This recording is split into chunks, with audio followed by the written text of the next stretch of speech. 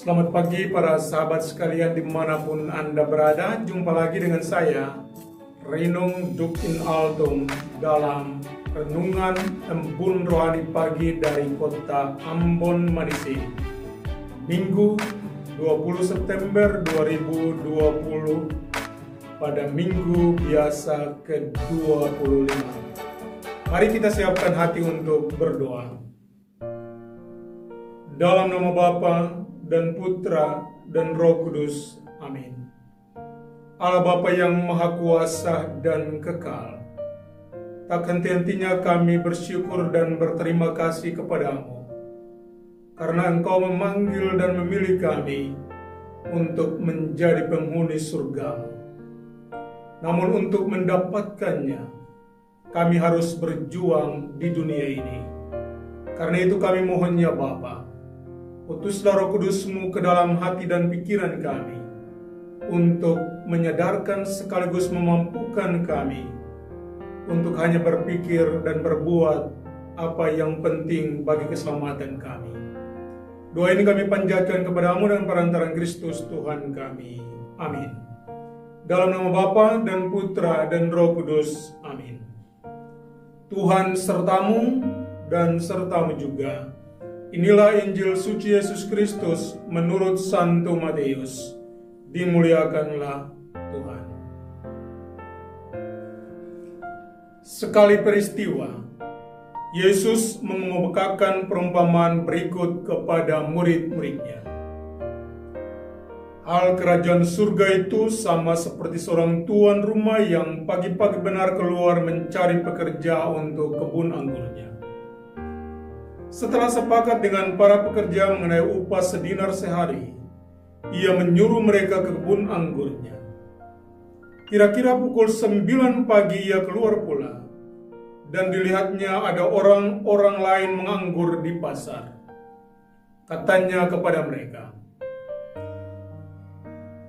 "Pergilah juga kamu ke kebun anggurku, dan aku akan memberimu apa yang pantas." Dan mereka pun pergi. Kira-kira pukul 12 dan pukul 3 sore ia keluar pula dan berbuat seperti tadi.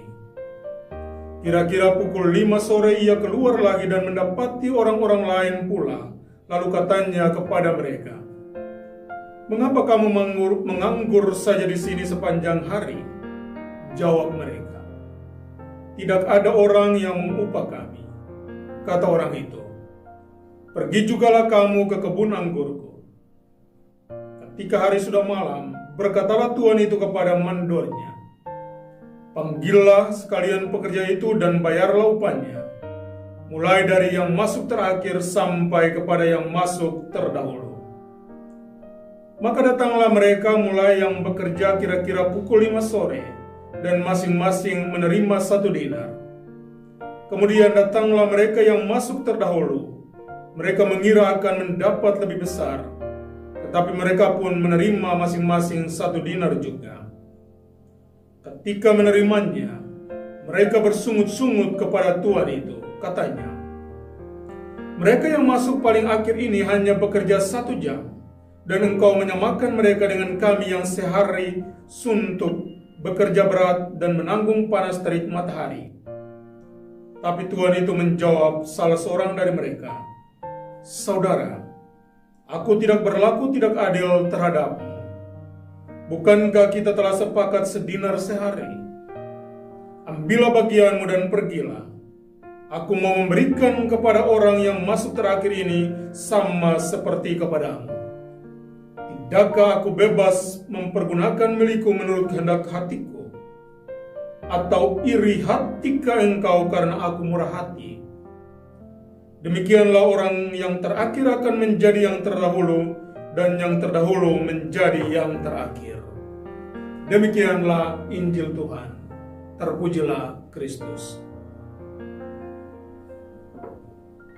Iri hati terhadap orang lain tidak membunuh mereka, tetapi membunuh dirimu sendiri.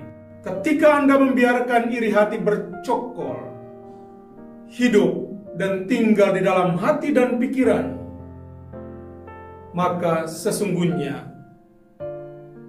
Anda telah membelenggu dirimu untuk tidak bertumbuh dan berkembang.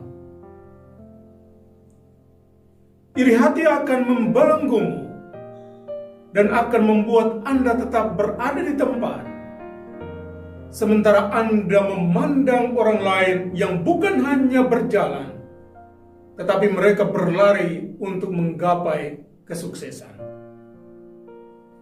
Para sahabat sekalian, kadang kita temui atau menjadi pengalaman kita sendiri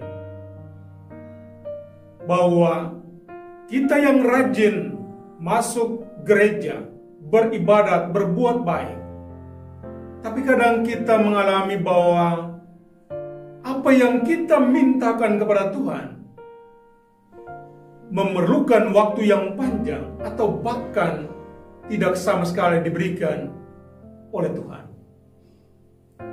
Lalu kita membandingkan diri dengan orang-orang yang malas datang ke gereja, orang-orang yang selalu berbuat jahat dalam hidup mereka, seakan-akan pintu rahmat selalu terbuka untuk mereka. Di titik inilah lalu kita membanding-bandingkan diri kita dengan mereka, dan akhirnya kita mengatakan bahwa Allah itu tidak adil. Dalam bacaan Injil tadi kita mendengar contoh yang paling indah tentang keadilan Allah versus keadilan manusia. Secara manusia tentunya kita berpikir bahwa pokoknya yang datang duluan bekerja dari pagi harus upahnya lebih besar daripada yang datang kemudian, terutama yang pada sore hari, kalau kita memperhitungkan waktu kerja mereka. Tapi bagi Tuhan, pertama, kesepakatan 1 dinar sehari ditepati oleh sang Tuhan tadi. Dan kedua, tentunya Tuhan memperlakukan setiap orang sama dalam pandangannya. Yang penting orang itu hadir. Itu yang utama dalam perhitungan Tuhan. Jadi kalau di sana ada 3 buah roti yang harus dibagi kepada 2 orang, maka kalau di sana ada 3 buah roti dan harus dibagi kepada 2 orang, maka keadilan manusia adalah 1 orang mendapatkan 1,5 roti. Tapi bagi Allah tidak seperti itu. Bisa saja seorang yang sangat membutuhkan, dia akan mendapatkan 2 buah roti, sedangkan yang lain mendapatkan 1, sesuai dengan kondisi dan kebutuhan mereka. Karena itu hari ini kita diajarkan untuk pertama, bahwa kita percaya Allah itu adalah Allah yang maha adil. Kedua, jangan membanding-bandingkan dirimu dengan orang lain, karena yang menentukan seseorang masuk surga itu adalah Allah sendiri. Tetapi penentuan Allah berdasarkan apa yang saudara-saudara buat selama hidup terberi. Ketiga, singkirkanlah iri hati di dalam hati dan pikiranmu, karena itu adalah pembunuh berdarah dingin bagi dirimu sendiri. Singkirkan dengan apa? Dengan cinta dan pengampunan. Hanya dengan itu Anda akan menjadi manusia bebas, yang bertumbuh dan berkembang, yang menjadi berkat bagi orang lain, dan dapat menggapai apa yang Anda cita-citakan dengan mudah. Hari ini, kita disadarkan bahwa Tuhan selalu ada di sana untuk kita, dan Dia akan memberikan keadilannya kepada kita sesuai dengan waktunya. Semoga demikian. Amin.